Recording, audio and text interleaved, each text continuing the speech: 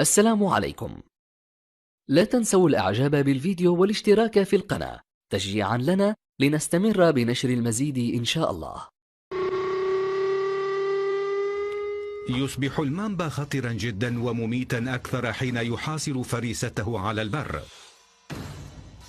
هذا الزاحف يشعر بحركة خارج جحره. تبين أنه واحد من أخطر المفترسين في المكان برمته، الأسد.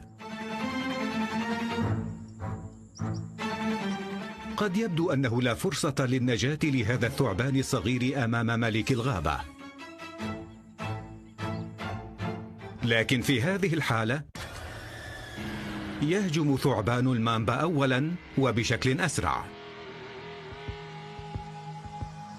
بعد نصف ساعة الأسد القاتل استسلم أمام سم المامبا.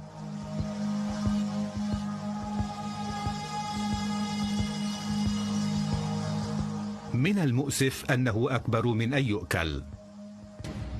الإعجاب بالفيديو والاشتراك في القناة تشجيعا لنا لنستمر بنشر المزيد إن شاء الله.